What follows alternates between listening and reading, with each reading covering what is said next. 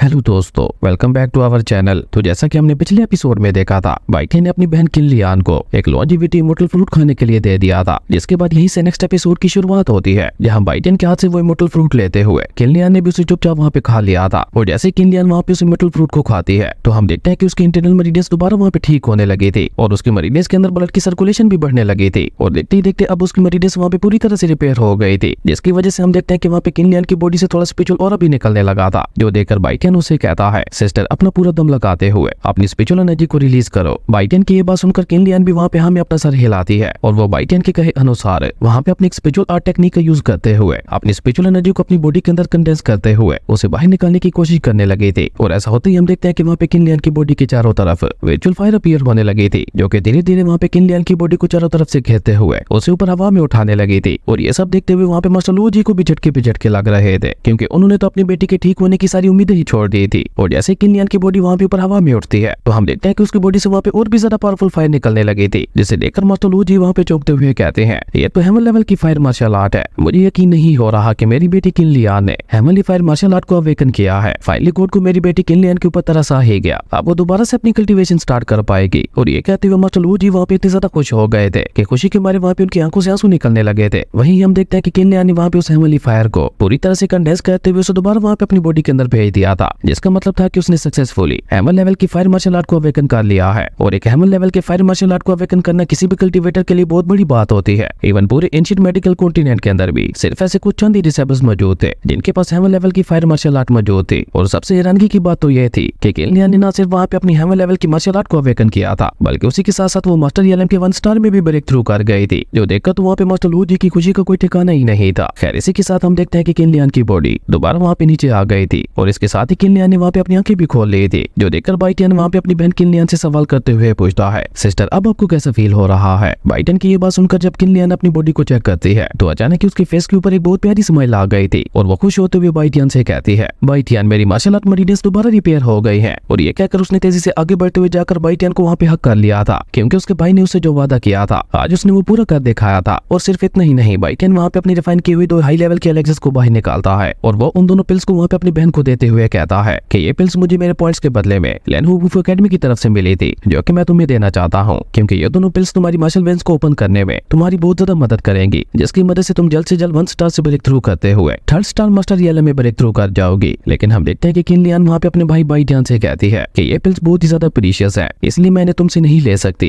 ये एकेडमी ने तुम्हें तुम्हारी कल्टीवेशन के लिए दी थी। अब किनलियान बेचारी कहाँ जानती थी कि बाइटियन तो जितनी चाहे एलेक्सिस को रिफाइन कर सकता था, उसके लिए तो ये बहुत ही ज्यादा आम बात थी। अपनी बहन को मना करते हुए देखकर बाइटियन उसे कहता है, सिस्टर आपको मेरे साथ इतना ज्यादा फॉर्मल होने की कोई जरूरत नहीं है, आप मेरी बहन हो, आप कोई भी चीज हक से मुझसे मांग सकती हो और जो कुछ मेरा है वो सब कुछ आपका भी तो है, इसलिए अब चुपचाप इन्हें रख लो। बाइटियन की ये बात सुनकर किनलियान ने भी वहाँ पे चुपचाप बाइटियन के हाथों से उन दोनों पिल्स को ले लिया था और देखते देखते उन्हें वहाँ पे उसी समय खा भी लिया था, क्योंकि उसे जल्द से जल्द अपनी मार्शल वेन्स को ओपन करना था। उसके बाद ही वो प्रॉपर से अपनी कल्टीवेशन को स्टार्ट कर पाएगी, जो देखकर बाइटियन वहाँ पे अपनी बहन किनलियान से कहता है, सिस्टर मैं आपके 3 स्टार मास्टर ELM में ब्रेक थ्रू करने का वेट करूंगा। जिस दिन आपने 3 स्टार मास्टर ELM में ब्रेक थ्रू कर लिया उस दिन मैं आपको अपने साथ लेन वुल्फ एकेडमी में ले जाऊंगा। बाइटियन की ये बात सुनकर उसकी बहन किनलियान तो वहाँ पे और भी ज्यादा खुश हो गई थी और वो एक्साइटेड होते हुए बाइटियन से कहती है कि अब तो मैं जल्द से जल्द ब्रेक थ्रू करने की कोशिश करूंगी, ताकि मैं भी तुम्हारे साथ लेन वुल्फ एकेडमी में चल सकूं। वही मास्टर लू जी इस खुशी को अपने मन ही मन में फील करते हुए बहुत ज्यादा खुश दिखाई दे रहे थे। तभी हम देखते हैं कि बाइटियन वहाँ पे अपने पिता की तरफ मुड़ते हुए उनसे कहता है कि अभी तक आपकी इंजरीज पूरी तरह से रिकवर नहीं हुई और ना ही अभी तक आपकी कल्टीवेशन के ऊपर से वो बैरियर हटा है, जिसकी वजह से आप नेक्स्ट ELM में ब्रेक थ्रू नहीं कर पा रहे। और मुझे लगता है हमारे अल्केमी मास्टर सेंजुआन में भी इतनी ज्यादा एबिलिटी नहीं है कि वो आपके उस बैरियर को डिस्ट्रॉय कर सके, इसलिए प्लीज आप इस पर्पल थंडर पिल और पर्पल हीलिंग पिल दोनों को एक साथ ले लें। और ये कहकर बाइटियन वहाँ पे अपने पिता की तरफ 2 पर्पल पिल्स बढ़ाता है और बाइटियन के हाथ में वहाँ पे उन पर्पल पिल्स को देखकर मास्टर लू जी भी काफी ज्यादा हैरान हो गए थे और वो अपने बेटे बाइटियन से सवाल करते हुए पूछते हैं, बाइटियन आखिर तुम्हें ये एलेक्सिस कहाँ से मिली। जिसपे बाइटियन अपने पिता को साफ झूठ बोलते हुए कहता है कि ये मुझे लेन वुल्फ एकेडमी से ही मिली थी, लेकिन ये दोनों ही पिल्स मेरे किसी काम की नहीं थी, इसलिए मैंने इन्हें आपके लिए संभाल के रखा हुआ था, क्योंकि ये पिल्स न सिर्फ आपकी सारी इंजरीज को पूरी तरह से ठीक कर देंगी, बल्कि उसी के साथ साथ ये आपकी कल्टीवेशन के ऊपर लगे हुए बैरियर को भी डिस्ट्रॉय कर देंगी। बाइटियन की ये बात सुनकर उसके पिता ने भी खुश होते हुए उसके हाथों से वो दोनों मिस्टीरियस पर्पल पिल्स ले ली थी और उसी के साथ वो वहाँ पे बाइटियन की पीठ थपथपाते हुए कहते हैं, बाइटियन मेरे बच्चे अब तुम वाकई बड़े हो चुके हो, तुमने सू फैमिली की सारी जिम्मेदारी अकेले ही अपने साथ ले ली है। और ये कहकर हम देखते हैं कि मास्टर लू जी ने भी वहाँ पे और ज्यादा देर ना करते हुए जल्दी से वहाँ पे उन दोनों पर्पल पिल्स को खा लिया था और उन दोनों ही पिल्स को वहाँ पे अपनी बॉडी के अंदर रिफाइन करने के लिए वो वहीं पे बैठकर कल्टीवेट करने लगे थे। और हम देखते हैं कि जैसे मास्टर लू जी वहाँ पे उन दोनों पिल्स के पास को ऑब्जर्व करना शुरू करते हैं तो धीरे धीरे वहाँ पे उनकी बॉडी को भी एक निर्वाणा फायर ने चारों तरफ से घेर लिया था, जो कि न सिर्फ मास्टर लूजी की इंजरीज को वहाँ पे ठीक कर रही थी, बल्कि उसी के साथ साथ वो मास्टर लूजी की कल्टीवेशन के ऊपर लगे हुए बैरियर को भी डिस्ट्रॉय कर रही थी। जो देखकर बाइटियन वहाँ पे सोचते हुए खुद से ही कहता है, पता नहीं ये मिस्टीरियस पर्पल पिल्स फादर को ब्रेक थ्रू करने में मदद कर भी पाएंगे या नहीं। और अभी बाइटियन वहाँ पे ये सब सोच ही रहा था कि तभी हम देखते हैं कि मास्टर लूजी की बॉडी से बहुत ही ज्यादा पावरफुल 500 स्पिरिचुअल ऑरा निकलने लगा था। और जैसे मास्टर लूजी वहाँ पे अपनी आंखें खोलते हैं तो उनके पीछे एक मार्शल स्पिरिट रियलम का एक चक्र भी बनने लगा था, जिससे निकल रही पावर को धीरे धीरे वहाँ पे मास्टर लूजी अपनी बॉडी के अंदर ऑब्जर्व कर रहे थे। जो देखकर किलियन वहाँ पे खुश होते हुए कहती है, ये तो मार्शल स्पिरिट रियलम में ब्रेक थ्रू करने की साइंस है, इसका मतलब है कि फादर मार्शल स्पिरिट रियलम में ब्रेक थ्रू करने वाले हैं। और इसी तरह देखते ही देखते मास्टर लूजी ने वहाँ पे उस चक्र की सारी पावर को वहाँ पे अपनी बॉडी के अंदर ऑब्जर्व कर लिया था, जिसके साथ ही मास्टर लूजी वहाँ पे ब्रेक थ्रू करते हुए मार्शल स्पिरिट रियलम के 1 स्टार में पहुंच गए थे। जो देखकर बाइटियन भी खुश होते हुए वहाँ पे अपने पिता से पूछता है, फादर अब आपको कैसा फील हो रहा है। जिसमें मास्टर लूजी वहाँ पे जोर जोर से हंसते हुए अपने बेटे से कहने लगे थे कि मुझे बहुत ही ज्यादा खुशी हो रही है और इतना ज्यादा खुश मैं पिछले 10 सालों में आज पहली बार हो रहा हूँ। वाकई आज मेरी लाइफ का सबसे खुशी वाला दिन है। अपने पिता की ये बात सुनकर बाइटियन भी वहाँ पे काफी ज्यादा खुश हो गया था और वो वहाँ पे हाई लेवल की 3 स्पिरिट पिल्स को बाहर निकालकर उन्हें वहाँ पे अपने पिता को देते हुए कहता है कि ये तीनों पिल्स आपको मार्शल किंग रियलम में ब्रेक थ्रू करने में मदद करेंगी। आपको जल्द से जल्द मार्शल किंग रियलम में ब्रेक थ्रू करना होगा ताकि हम लोग जल्द से जल्द याओगू सिटी में जाकर याओगू के लोगों से अपनी मदर को बचाकर वापस ले आए। बाइटियन की ये बात सुनकर उसके पिता ने भी चुपचाप वहाँ पे उन पिल्स को ले लिया था और अब उन्हें समझ आ रहा था कि आखिर बाइटियन इतनी ज्यादा मेहनत क्यों कर रहा है। असल में बाइटियन ये सारी मेहनत अपनी माँ को छुड़वाने के लिए कर रहा था। तभी हम देखते हैं कि बाइटियन के पिता वहाँ पे उसे सवाल करते हुए पूछते हैं, बाइटियन क्या तुम्हारी मुलाकात रेंजी से हुई थी। जिसपे बाइटियन भी जवाब देते हुए अपने पिता को बताता है, हाँ हुई तो थी लेकिन काफी समय पहले, पर अब मैंने उसके बारे में सुना है कि वो भी प्रैक्टिस करने के लिए लेनोवो एकेडमी में आ गई है। बाइटियन की ये बात सुनकर उसके पिता वहाँ पे उसके शोल्डर के ऊपर हाथ रखते हुए उससे कहते हैं कि मैं नहीं चाहता कि तुम रेंजी के ज्यादा क्लोज हो। इवन कुछ दिन पहले तो खुद मू फैमिली ने सामने से ही मुझसे कॉन्टेक्ट करने की कोशिश की थी। वो चाहते थे कि मैं जल्द से जल्द तुम्हारी शादी मू रेंजी के साथ करवा दूं, लेकिन मैं फिर भी तुमसे पूछना चाहता हूँ क्या वो लड़की रेंजी तुम्हें पसंद है। जिसपे बाइटियन भी स्माइल करते हुए अपने पिता को जवाब दे के बताता है कि वो लड़की इतनी ज्यादा बुरी भी नहीं है, लेकिन अभी मैं इस स्टेज पे अपना सारा ध्यान सिर्फ अपनी कल्टीवेशन के ऊपर देना चाहता हूँ। और ये कहकर बाइटियन वहाँ पे कुछ सोचते हुए अपने मन में कहने लगा था, मैंने ये नहीं सोचा था कि मू फैमिली मेरी आखिरी बार के रिएक्शन को देखते हुए इतनी जल्दी चेंज हो जाएगी। बाइटियन की ये बात सुनकर उसके पिता वहाँ पे एक लंबी सांस छोड़ते हुए कहते हैं कि ये सब मेरी गलती है और ये सब मेरी वजह से ही हो रहा है। अगर मैंने अपनी सू फैमिली को पहले ही प्रोटेक्ट कर लिया होता तो मुझे मू फैमिली की सपोर्ट की कोई जरूरत नहीं पड़ती और ना ही तुमसे पूछे बगैर मुझे तुम्हारी एंगेजमेंट उस लड़की रिंजी के साथ करवानी पड़ती। असल में मू फैमिली तुम्हारी रिंजी के साथ शादी करवा कर तुम्हें अपनी मू फैमिली में शामिल करने वाले थे, जो कि मुझे बिल्कुल भी पसंद नहीं था। पर इस सब के पीछे उन लोगों का मकसद भी हमारी आयरन मैन के ऊपर कब्जा करने का ही था। अपने पिता की ये बात सुनकर बाइटियन वहाँ पे गुस्से से चलाते हुए कहता है कि ये मू फैमिली तो बहुत ही ज्यादा गिरी हुई निकली, लेकिन फादर आप चिंता मत कीजिए, अब सू फैमिली की सारी जिम्मेदारी आप मेरे ऊपर छोड़ दीजिए और अब से आपको मू फैमिली से भी घबराने की कोई जरूरत नहीं है। मैं आपसे वादा करता हूँ कि एशियंट मेडिकल कॉन्टिनेंट के अंदर हमारी सू फैमिली एक बार फिर से राइज करेगी और कोई भी हमारी सू फैमिली के साथ पंगा लेने के बारे में सोचेगा भी नहीं। अपने बेटे बाइटियन की ये बात सुनकर तो उसके पिता वहाँ पे और भी ज्यादा खुश हो गए थे। एक बाप के लिए इससे ज्यादा प्राउड की क्या बात होगी कि उसके बेटे ने उसकी फैमिली की सारी जिम्मेदारी संभाल ली है। और ये सोचकर मास्टर लूजी वहाँ पे खुश होते हुए अपने दोनों बच्चों से कहते हैं कि आज हमारी सू फैमिली के लिए एक बहुत बड़ा खुशी का दिन है, तो मैं चाहता हूँ हम लोग वंग यू टावर में जाकर इसे सेलिब्रेट करें। और ये कहकर मास्टर लूजी अपने दोनों बच्चों को लेकर वहाँ से वंग यू टावर की तरफ निकल गए थे, जो कि एक जाना माना रेस्टोरेंट था। खैर हम देखते हैं कि वो तीनों एक मार्केट से गुजरते हुए वंग यू टावर की तरफ जाने लगे थे, जहाँ रास्ते में उन्हें काफी सारे छोटे छोटे स्टॉल्स दिखाई देते हैं जो कि वहाँ पे अलग अलग चीजें सेल कर रहे थे। उसके बाद हम देखते हैं कि वो तीनों वहाँ पे वंग यू टावर के फर्स्ट फ्लोर के ऊपर आ गए थे, जहाँ वंग यू टावर का सबसे बेस्ट खाना मिलता था। इवन वहाँ पे और भी काफी सारी फैमिलीज के लोग खाना खाने के लिए आए हुए थे और मास्टर लूजी ने भी वहाँ पे आज के दिन को सेलिब्रेट करने के लिए वहाँ पे वंग यू टावर का बेस्ट खाना मंगा लिया था। और वो तीनों वहाँ पे अपनी सू फैमिली की नई जर्नी को स्टार्ट करने के लिए चेस भी करने लगे थे। तभी इसी बीच हम देखते हैं कि वंग यू टावर का ओनर जाकर मू फैमिली के कैलेंडर को ग्रीट करता है। असल में वंग यू टावर के ओनर ने वहाँ पे अपना ये टावर मू फैमिली को बेच दिया था। और हम देखते हैं कि मू फैमिली का वो पर्सन जिसका नाम जियान मेंग था, उसकी नजर वहाँ पे बैठे हुए मास्टर लूजी के ऊपर पड़ती है, जिन्हें देखकर उसे वहाँ पे बहुत ज्यादा गुस्सा आने लगा था। और वो वहाँ पे मास्टर लूजी का मजाक उड़ाते हुए कहता है कि देखो तो कौन हमारे टावर में आया है, the great the head of सू फैमिली। और ये कहकर वो वहाँ पे मास्टर लूजी का मजाक उड़ाते हुए कहता है, लेकिन तुम्हारे पास इतने ज्यादा पैसे कहाँ से आ गए जो तुम यहाँ वंग यू टावर में खाना खाने के लिए चले आए। जिसपे मास्टर लूजी भी वहाँ पे थोड़ा गुस्से से उसे कहते हैं कि जियान मिंग अपने काम से काम रखो। जिसपे जियान मिंग वहाँ पे हंसते हुए कहता है कि हाँ मैं अपने काम से ही काम रख रहा हूँ और वैसे भी मुझे क्या, तुम जहाँ भी जाओ, लेकिन अब ये वंग यू टावर हमारी मू फैमिली का है तो तुम्हें यहाँ पे नहीं आना चाहिए था। और अब क्योंकि ये वंग यू टावर हमारी मू फैमिली का हो चुका है तो चुपचाप दफा हो जाओ यहाँ से। मैं यहाँ पे तुम्हारे जैसे लोगों को बिल्कुल भी बर्दाश्त नहीं कर सकता। तुम्हारे लिए बेहतर यही रहेगा कि तुम खुद चुपचाप यहाँ से चले जाओ, क्योंकि अगर मैंने अपने सोल्जर्स को बोला तो वो तुम लोगों को धक्के मारकर यहाँ से बाहर निकालेंगे। जियान मिंग की ये बात सुनकर मास्टर लूजी को वहाँ पे काफी ज्यादा गुस्सा आता है और वो गुस्से से चिल्लाते हुए जियान मिंग से कहते हैं, जियान मिंग अपनी औकात में रहो, याद रखना कि तुम्हारी मू फैमिली बस एक ऑर्डिनरी क्लैन है जिसके पास थोड़े बहुत पैसे आ गए हैं तो वो हवा में उड़ रही है, जबकि हमारी सू फैमिली पूरी एंशिएंट मेडिकल कॉन्टिनेंट के अंदर एक जानी मानी फैमिली है। इसलिए अब अगर तुमने यहाँ पे कोई भी बकवास करने की कोशिश की तो मैं यही के यही तुम्हें खत्म कर दूंगा। मास्टर लो जी की ये बात सुनकर जियान मिंग वहाँ पे एक बार फिर से उनका मजाक उड़ाते हुए कहता है, तो अब तुम्हारे जैसे एक लो लेवल का कल्टीवेटर भी मुझे मारेगा। मेरे इतने बुरे दिन भी नहीं आए हैं कि मैं तुमसे मार खाऊं। पर हम देखते हैं कि अभी जियान मिंग वहाँ पे ये सब कह ही रहा था कि तभी वहाँ पे एक बहुत ही ज्यादा पावरफुल पर्सन की एंट्री होती है, जिसकी एंट्री से ही सभी लोगों का ध्यान वहाँ पे उसी तरफ चला गया था। असल में उस पर्सन का नाम मास्टर सैन था, जिसे मिस लिंगबाओ ने वहाँ पे सू फैमिली की रक्षा करने के लिए भेजा था। और मास्टर सैन को वहाँ देखकर बाइटेन के फेस के ऊपर भी स्माइल आ गई थी। वहीं जियान मिंग ने भी मास्टर सैन से निकल रहे ऑरा को महसूस कर लिया था, इसलिए वो बहुत ही रिस्पेक्ट से वहाँ पे उनका वेलकम करता है। इवन वो मास्टर सैन को वहाँ पे प्राइवेट रूम में चलने के भी ऑफर करने लगा था, लेकिन हम देखते हैं कि मास्टर सैन उसे वहाँ पे धक्का देते हुए सीधा वहाँ से बाइटेन के टेबल के पास आ गए थे। और वो बाइटेन के टेबल के पास आकर उन्हें वहाँ पे ग्रीट करते हुए कहता है, क्या मैं आपके साथ इस टेबल पे बैठ सकता हूँ? जिसके लिए हम देखते हैं कि बाइटेन ने भी खुशी खुशी इसके लिए इजाजत दे दी थी। ये देखकर तो बेचारे जियान मिंग को वहाँ पे अपनी आंखों पे यकीन ही नहीं हो रहा था कि इतना ज्यादा पावरफुल मास्टर सू फैमिली के पास जाके बैठ गया है। तभी हम देखते हैं कि मास्टर सैन वहाँ पे बाइटेन से माइंड टू माइंड बात करते हुए कहते हैं, मास्टर सू मुझे यहाँ पे मिस लिंगबाओ ने भेजा है आपकी सू फैमिली की रक्षा करने के लिए। जिसपे बाइटेन भी स्माइल करते हुए हमें अपना सर हिलाता है। लेकिन तभी हम देखते हैं कि जियान मिंग वहाँ पे गुस्से से आके आकर मास्टर लो जी की बेइज्जती करते हुए कहता है, लो जी तुम इस काबिल नहीं हो कि तुम इन महान मास्टर के साथ यहाँ पे बैठ सको, इसलिए जल्दी से उठो और दफा हो जाओ मेरे वंगजू टावर से। लेकिन हम देखते हैं कि मास्टर सैन ने उसे वहाँ पे एक थप्पड़ मारते हुए उसका मुंह ही बंद कर दिया था। और मास्टर सैन के एक थप्पड़ में ही बेचारे जियान मिंग की हालत वहाँ पे खराब हो गई थी, जो देखकर वंगजू टावर के बाकी सोल्जर्स भी भागते हुए वहीं पे आ गए थे। वहीं मास्टर सैन वहाँ पे एक बार फिर से बाइटेन से माइंड टू माइंड बात करते हुए उससे पूछते हैं, मास्टर क्या आपके लिए मैं इस पर्सन को मार दूं? जिसपे बाइटेन भी माइंड टू माइंड जवाब देते हुए कहता है, नहीं आज मेरा मूड बहुत ज्यादा अच्छा है इसलिए इसे छोड़ दो, लेकिन इसे मेरे सामने झुकाते हुए इससे माफी मंगवाओ। बाइटेन की ये बात सुनकर मास्टर सैन वहाँ पे अपने साथ आए हुए सोल्जर्स को कुछ इशारा करते हैं और अपने मास्टर का ये इशारा पाकर वो दोनों सोल्जर्स वहाँ पे जियान मिंग को उठाते हुए सीधा वहाँ पे बाइटेन के कदमों में ले आए थे। और मास्टर सैन वहाँ पे कोल्ड टून में उससे कहते हैं कि चुपचाप सू फैमिली के मास्टर के सामने झुकते हुए उनसे माफी मांगो। जो सुनकर जियान मिंग वहाँ पे डरते हुए मास्टर सैन से कहता है, सीनियर प्लीज मुझे माफ कर दीजिए, मुझसे गलती हो गई, मैं आपको ऑफेंड नहीं करना चाहता था। और इसी कमाल के सीन के साथ हमारी अमेजिंग एपिसोड यहीं पे खत्म हो गया था। दोस्तों अगर आपको ये वीडियो अच्छी लगी तो लाइक कर दें और अगर चैनल पे नए आए हो तो सब्सक्राइब करते जाना। तो मिलता है एक न्यू वीडियो में, तब तक के लिए बाय।